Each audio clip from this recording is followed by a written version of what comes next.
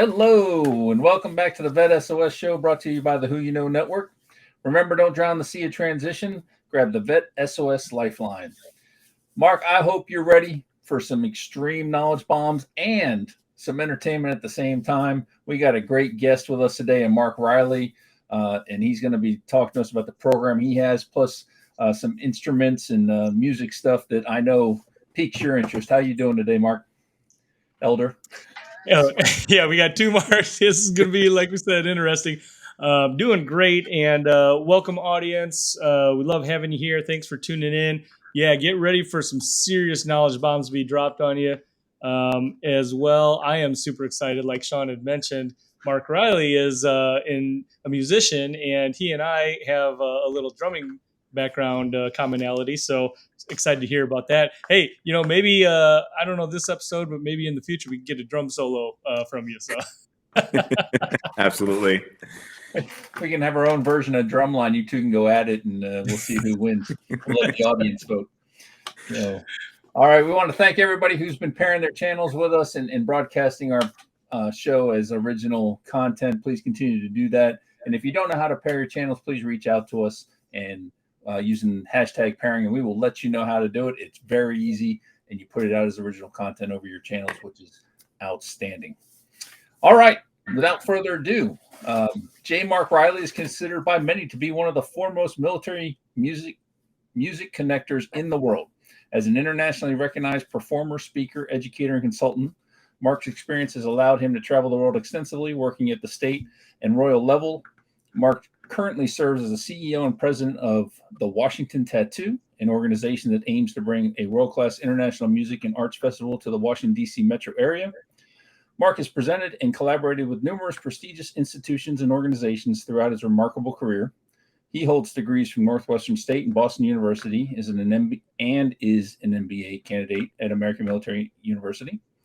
He is endorsed by Mapex Drums, Majestic Percussions, Remo, Sabian, ProLogic, Loyal Drums, and the Buchler Trumlobo, maybe? Yep. Close on that one. Is an adjunct professor at West Virginia University. Wow, Mark Reilly, I have no idea how you even have time to play the drums with all those things going on. How are you doing today? I'm better than I deserve. It's an honor to be here, guys. Thank you so much. We're so happy you joined us. I know you and I met, I believe, through Vets to Industry event, and we connected shortly thereafter. And you're telling me about the great things that you got going on with Washington Tattoo. Sounds like a fantastic organization and cause. But before we get to that, why don't you tell us a little bit more about you? Why have you decided to get into the veteran support space, and what drives you to do that kind of work? Absolutely. Again, I have to do a shout out to Brian Arrington from Vets to Industry. He absolutely was able to really knit this conversation together. And so just a shout out to him and a thank you to him. But really what it comes down to is that my grandfather, I knew he was a veteran, and I knew that he died when I was very young. He served in World War II in the Pacific, and he was my favorite grandfather, taught me how to throw a baseball, how to go fishing. And I just knew that he had passed away. And it turned out that he ended up suffering from what we would later find out to be PTSD. And the day he turned 65, stepped in front of a truck in front of the VA in New York and killed himself. So he was, unfortunately a victim of suicide. And I knew that playing music is it's the universal language. It soothes a lot of the savage beast. And all of us have our own special moments, whether we think of, a graduation or a military ceremony or a wedding or a special family event, that music really starts to tie so many emotions and connective tissue of life all together. So with my career in the Army, performed many times at Walter Reed, at the Burns Center down in San Antonio, have even done things with Intrepid Spirit, and then also with Gary Sinise and the Lieutenant Dan Band playing for families via the USO.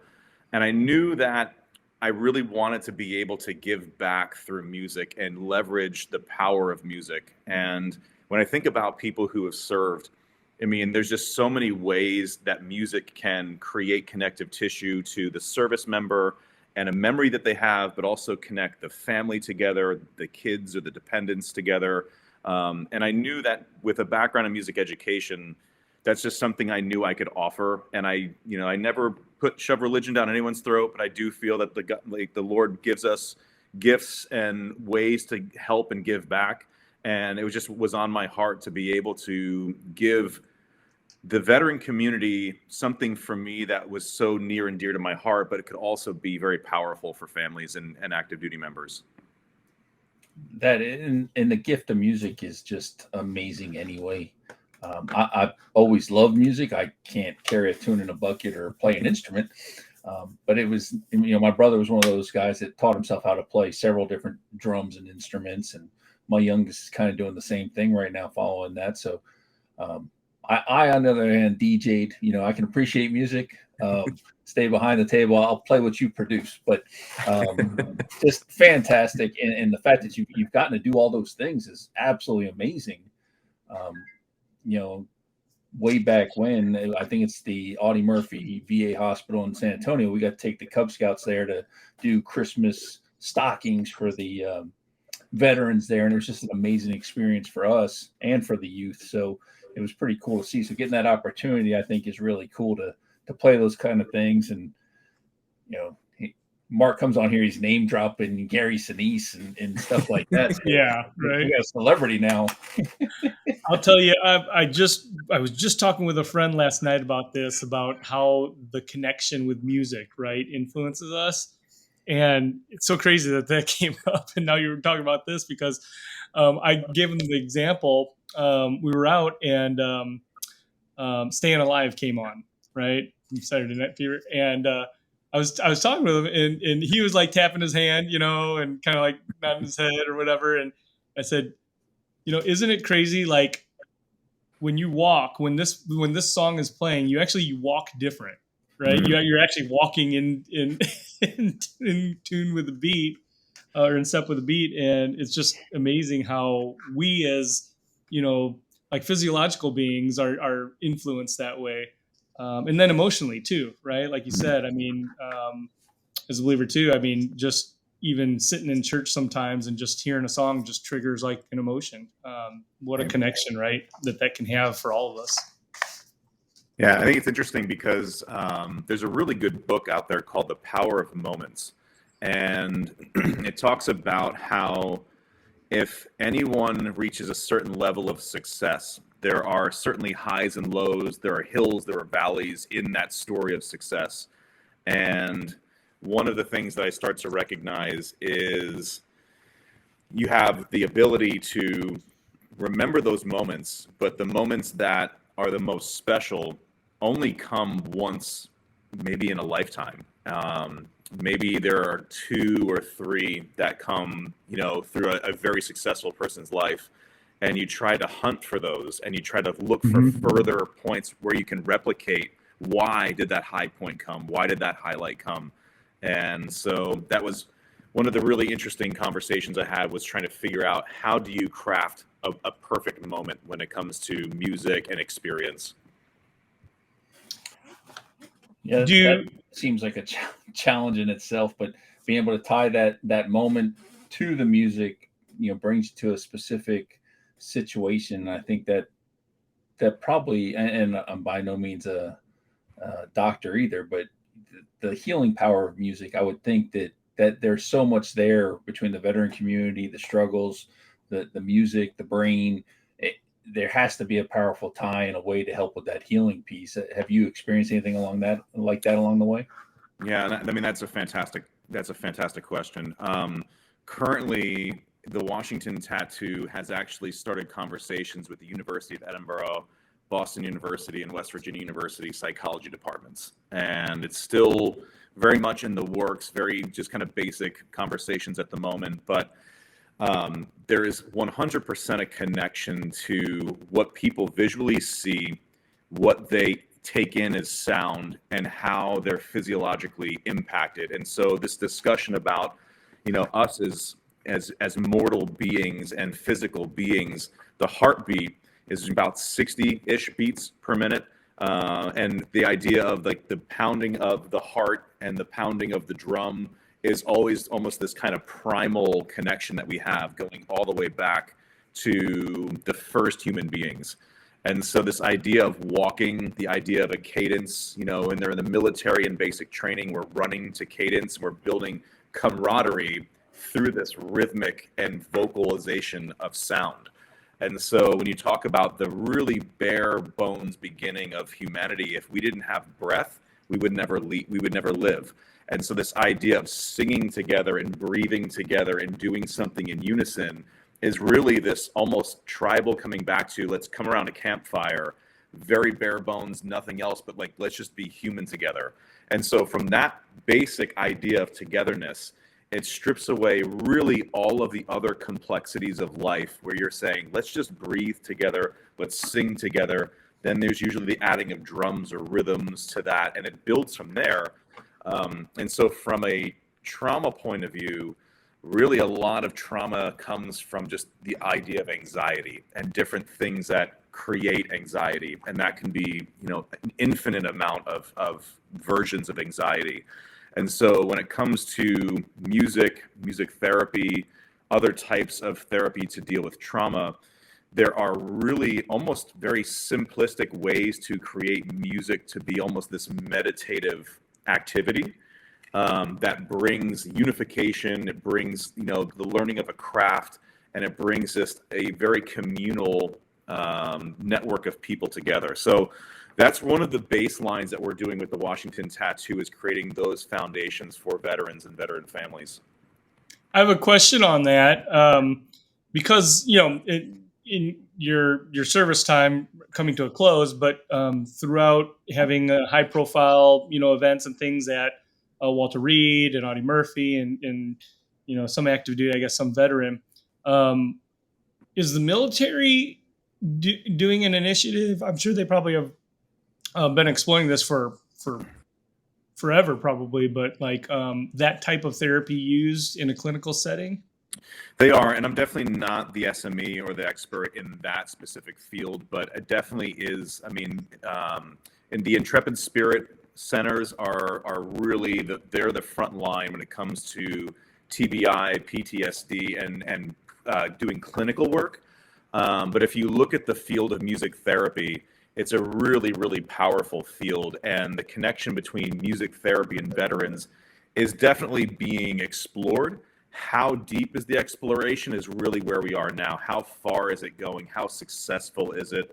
What are the percentages? What are the statistics? And that's a really hard, that's hard data to collect, because, if a veteran is really struggling, it's very hard to create, any kind of control environment where you can get really accurate data from a large population of people. So it's definitely a difficult area to explore, but it's a completely worthy one. Mm-hmm. Yeah, absolutely. I'm sure there's enough veterans that just don't answer the phone when when the Army calls them back. Yeah, Good no, point. but yeah, absolutely. But it's interesting because we brought in some folks from the UK. So the idea of the military tattoo is actually an international event. And so these international events happen all around the world, and the largest one is in Edinburgh, Scotland. And the event is 30 days, give or take, in the entire month of August. And it's in front of the Edinburgh Castle.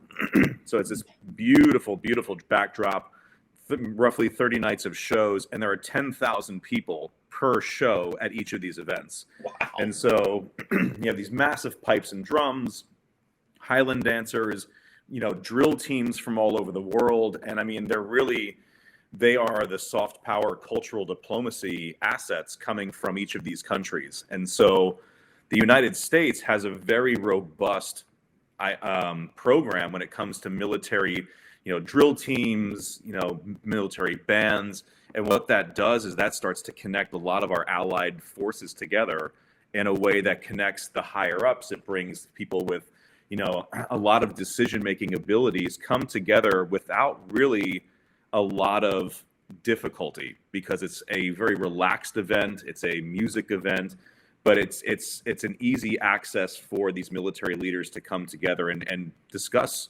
maybe some difficult issues in a less than formal or an informal setting. That's incredible, and to me, kind of shows you the importance of music in general. Not only does it take you to a certain place in time, like listening to Staying Alive, it can motivate you. It can help you heal, and then it also can bring people together and bring all these decision makers together that can impact a whole bunch of things. So that's pretty impressive. You started talking about the Washington Tattoo a little bit. Tracking, it's a nonprofit for veterans through music. Tell us more about it. What made you start this? What are you guys doing, and what do you got coming up? Yeah, absolutely.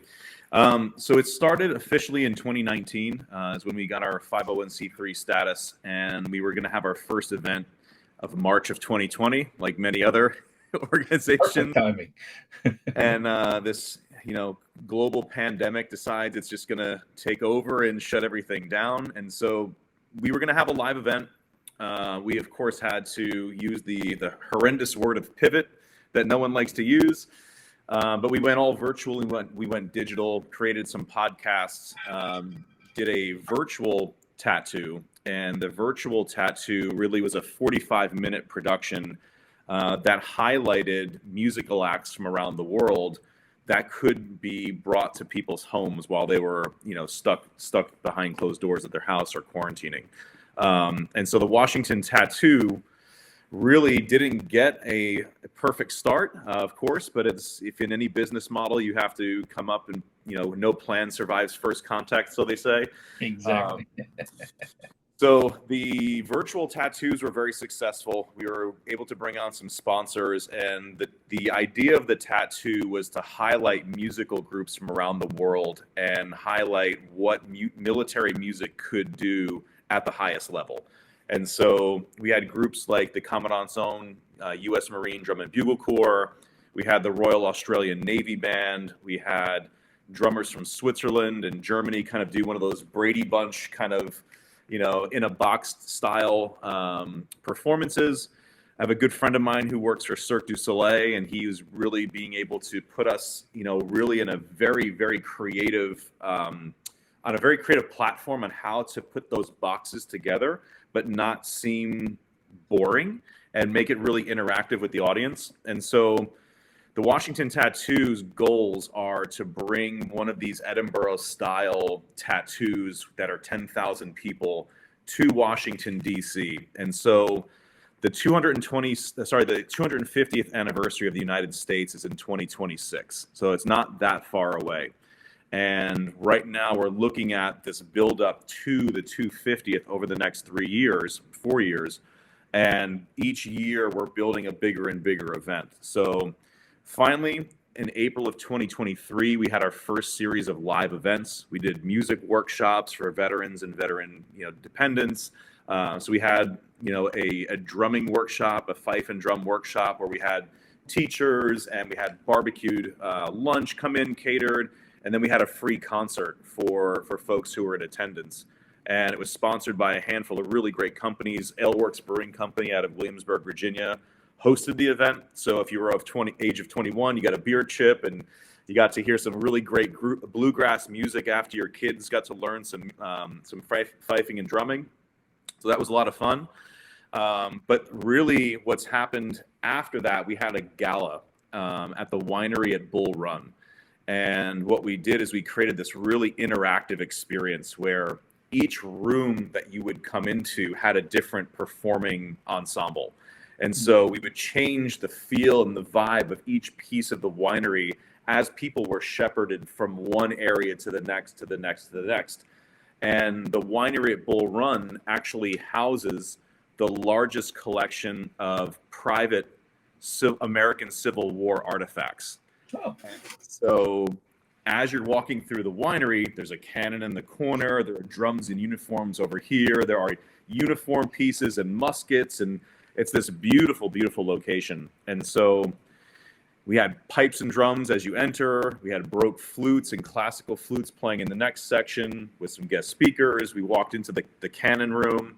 We had a Cayley band playing in the cannon room. We went upstairs. There was a bluegrass band playing there. And at the end of the night, we kind of brought everyone together, and we ended up having a flash mob with Highland dancers that we brought in from Australia. And so it was a lot of fun. It was a really, really great time. And so we're gearing up for our second gala this coming April, so April 23. And we now are partnering with the Scottish government in the United States, who really also looks at the Edinburgh tattoo as an export coming to the US. So they are heavily, heavily involved. And we're going to be doing some great things with the White House Historical Association, the Association of the United States Army, and the Scottish government in the United States. So I don't know, Mark, what you're thinking, but I'm thinking there's a live on location VET S.O.S. that's going to happen in 2026 for sure, if not earlier, one of the April events. But, you know, I plan on this thing running at least through 2026 so we can do a live on location for that. That sounds phenomenal. You're muted, Mark. Sorry, I'm talking and I'm lip syncing. Trying my kung fu movie style again. But I've got to contact my cousin because he lives out in the Monterey Bay area in California, and they have the Highland Games out there. They're all Scottish, and so he actually was part of the bagpipe corps that had gone to, and this was like maybe 10, 15 years ago. But they had gone to Scotland to the Highland Game competitions and the bagpipe competition, and they were the first U.S. team to take first place in Scotland. Wow, that's amazing. Yeah. So maybe he's already aware of some of this. I'll have to ask him. But phenomenal. I think that that would be awesome. Agreed, Sean. Like, hey, if we, I would love to attend that. Mark, I wanna maybe change speed a little bit, because you had mentioned something at the beginning, which is you're getting towards the end of your military career, right? At least active duty.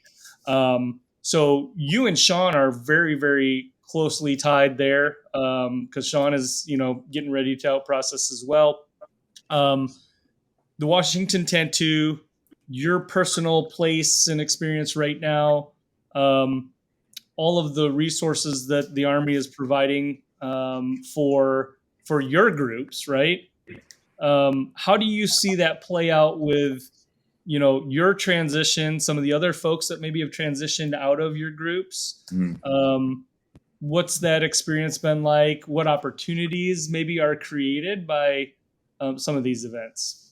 No, that's a really great question. And honestly, the folks that are transitioning out of the military band field, there's no template that says when you leave a military band, here's what you should do.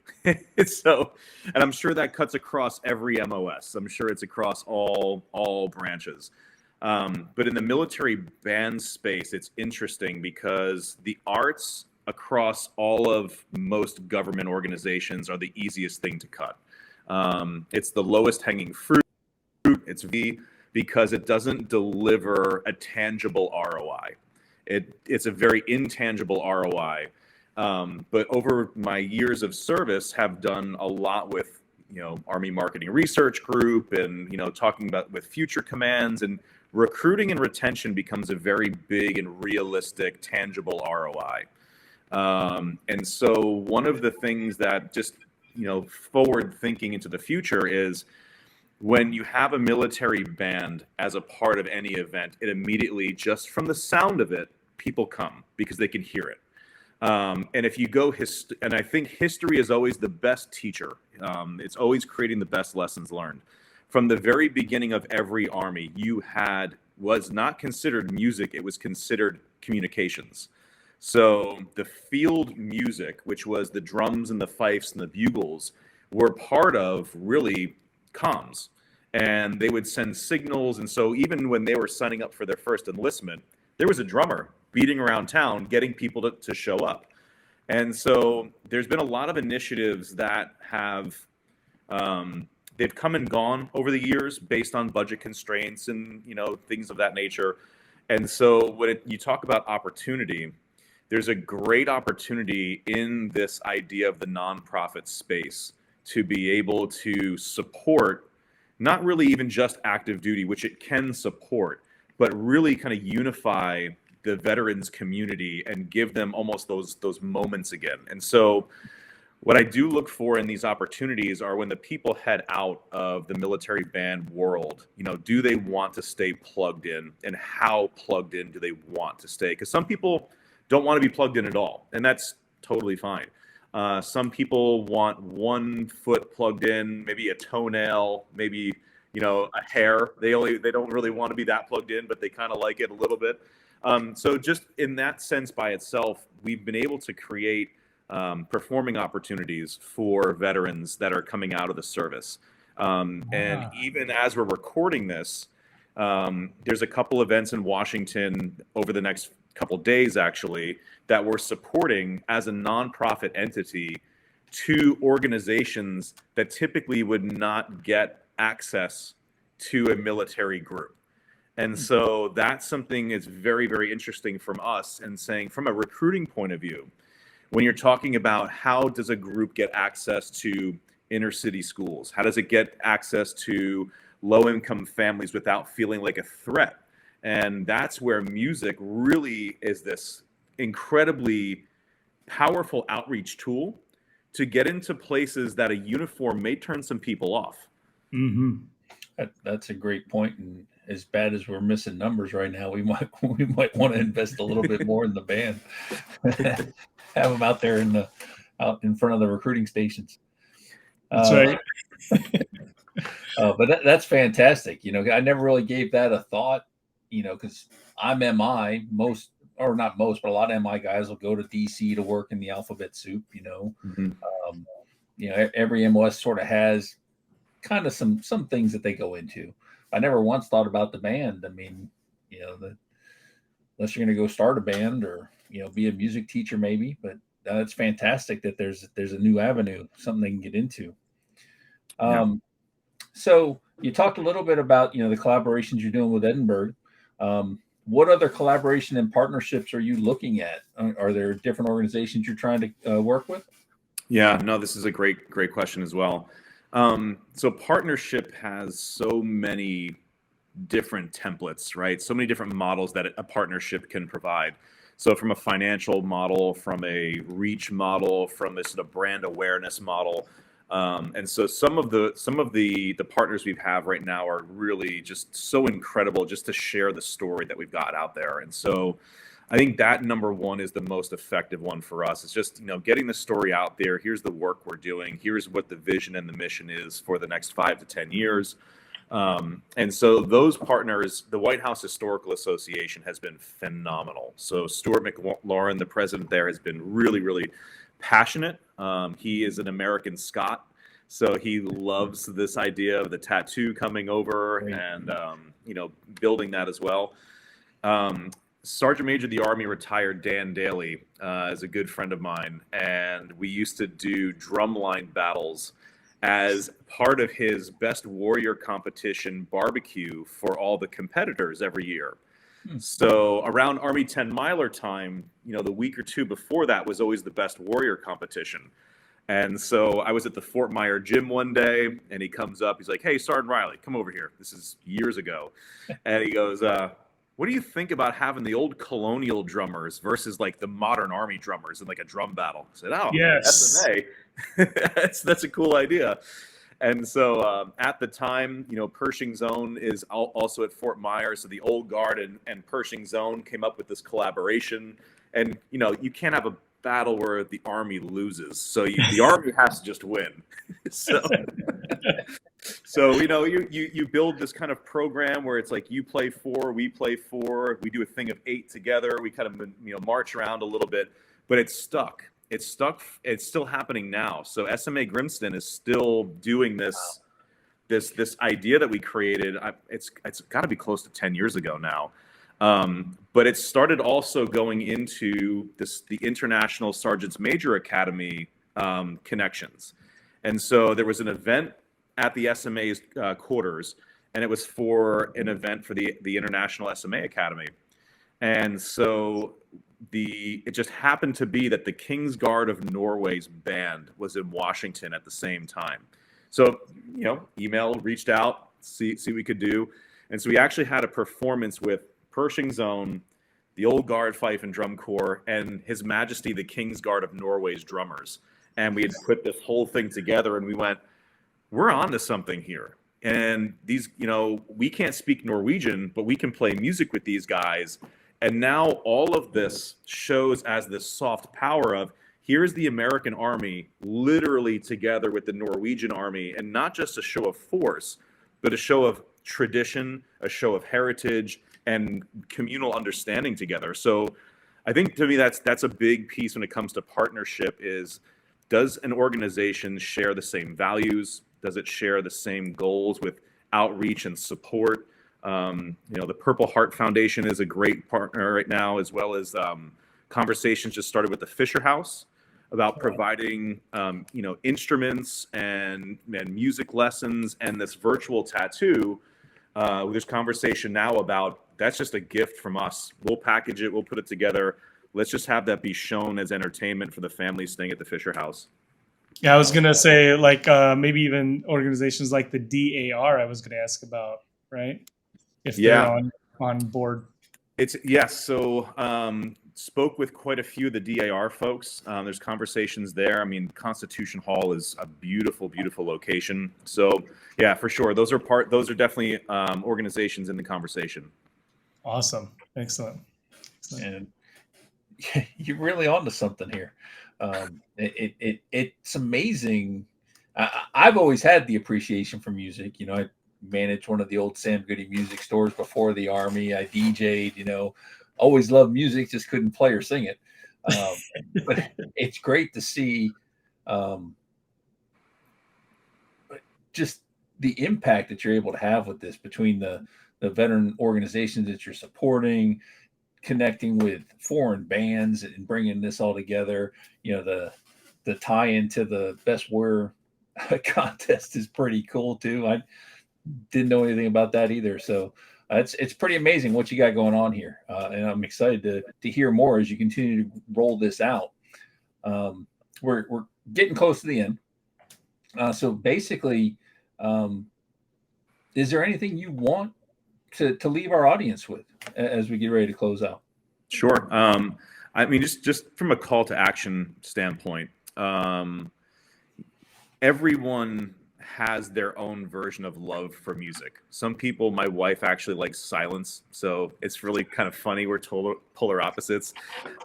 She likes to clear her mind with just silence, and I know for me, if I am just in silence, my mind is all over the place. It's just so.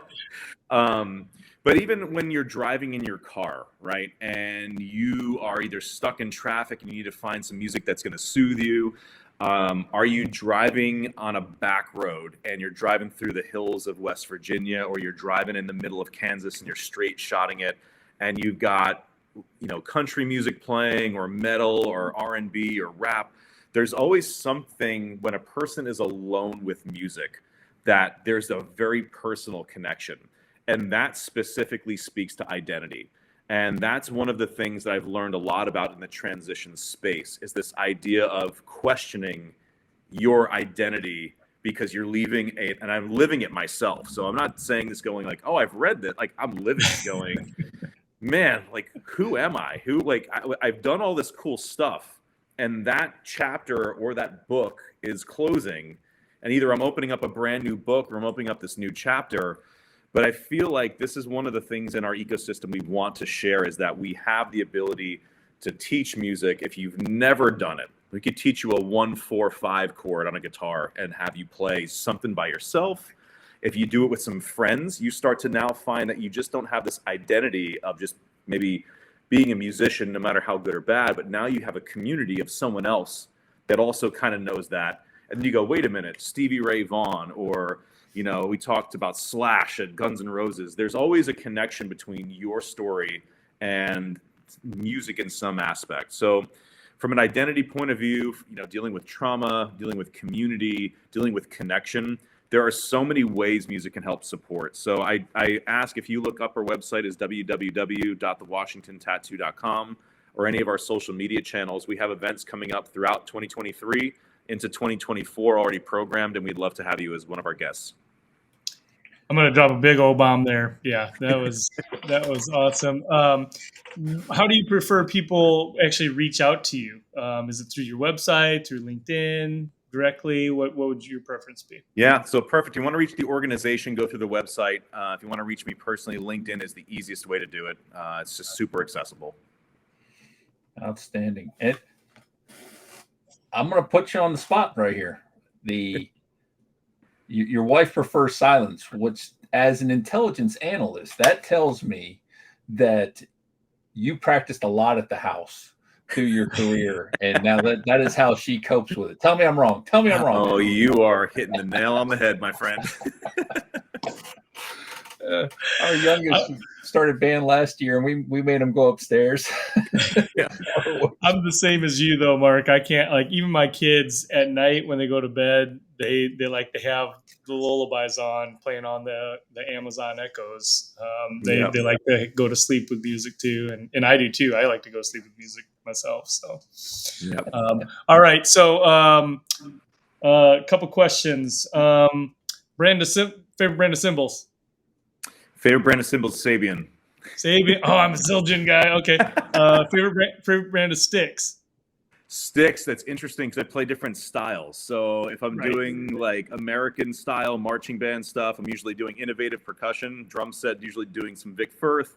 But I do a lot of international playing as well. So there's a company called Ogner and Schlebach from Switzerland I also like. So a little shout out.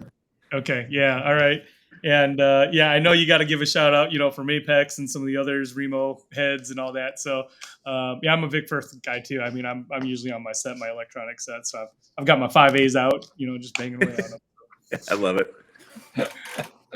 Well, Mark, thank you so much. This was amazing. I love what you're doing with the Washington Tattoo. So looking forward to seeing how this continues to grow and the impact that you have. I'm actually going to spend more time looking at the Edinburgh thing and see how that all plays out, because 10,000 people for 30 days, that's ridiculous. And I can only imagine what that'll look like in DC. So definitely looking forward to keeping an eye on that. We appreciate you coming on and telling us your story. We thank all the guests for tuning in today. And remember, don't drown the sea of transition. Grab the VET S.O.S. Lifeline. Thank you.